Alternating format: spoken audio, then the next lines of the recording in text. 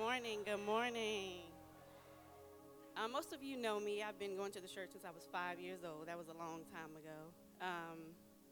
In 2011, I was arrested and I was facing 63 years. Um, they told me, that I would get out and I'd be a very old lady. I wouldn't really be able to do anything in life anymore. Pretty much my life was over. And at that time, I was filled with so much hatred and so much anger towards God because I believed that He allowed that to happen to me, but not really realizing that I was the one who made those decisions. I was the one who was choosing to do the things that I was doing. And in 2011, I was sentenced to 84 months, and all I could do was just cry. Like, I looked at my mom in the courtroom, I looked at my grandmother, like, all I could do was cry. But it was in the mess of the prison cells, in the mess of being around unfamiliar faces, that I began to hold on to the only person that I knew truly had my back. And at the time, in the beginning, I really didn't understand, why am I here? Why am I here? I had a victim mentality. I wanted people to pity me. I wanted people to, why is she here? She looks so innocent. Why is she here? She doesn't belong here. But that's when God began to speak to me, and I began to surrender myself to Him, because at first I was trying to do the time but not allowing God to do time within me. And I knew that it was a greater purpose for me being in that place that I was in. I may have been surrounded by people, but at first I felt so alone. I felt so vulnerable. I felt so not myself. And once I began to surrender myself unto Him, I realized that the things that I was doing, the people that I was with, the things that I was loyal to were not the things that God wanted me to do. And being in that place, up on the mountain, surrounded by 1,200 women, really, really was a headache. But I knew that greater is He that is within me than he that is within the world. And He even began, inside of a prison, He began to take me places that I never, ever, ever thought I would go. He had me doing a Bible study that I didn't even know what I was even doing, but I just surrendered myself unto Him, and He began to speak freely through me. And I really didn't want the recognition. I really didn't want the people to give me the high fives. I didn't want the people to give me the congratulations, because I just felt like I was doing what He called me to do. And when I began to dance while I was incarcerated, I began to, just do things, go out and just talk to people, strangers, complete strangers, about my life and things that I have done and things that He has done in my life. And I never knew that just sharing your testimony could just open so many doors. It was so many women, broken vessels, including myself, that we just began to link up together. And God sent me two friends, and when I tell you they are best friends, we have a complete soul tie. Like, our friendship is solely grounded on God first, and that made a huge difference in my life. And that's something that I definitely want to tell the young people.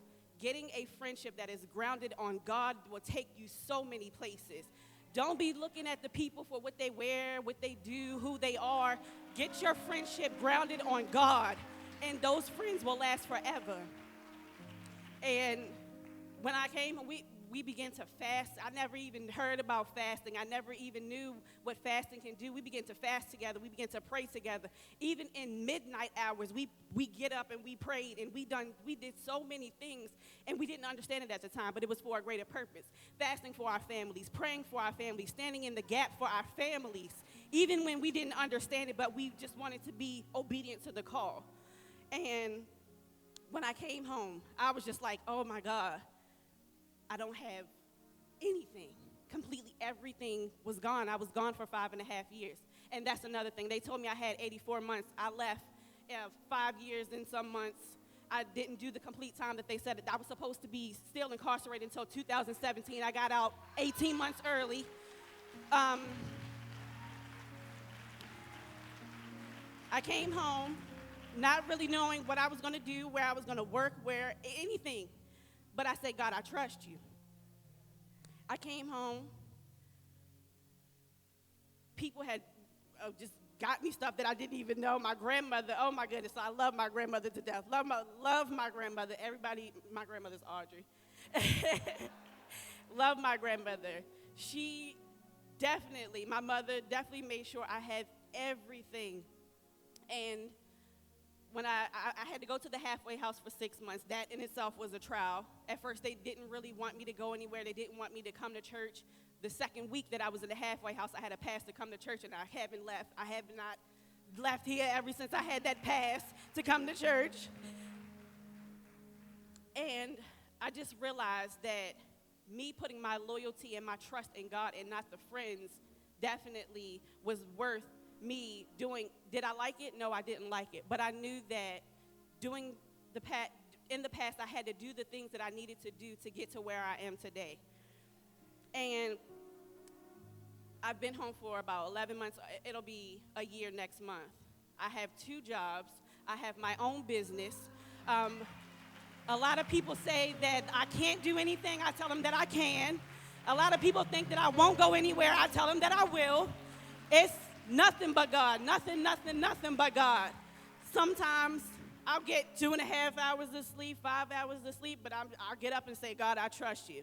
Because I told him that I would do whatever he called me to do, and I would go wherever he called me to go.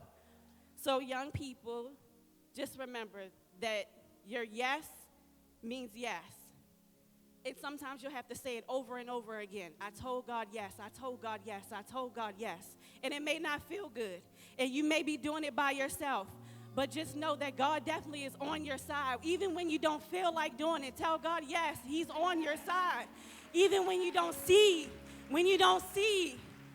the rewards that he was promised to you, he's still on your side. Those things are coming. They may not be material things, but those things are coming. Thank you.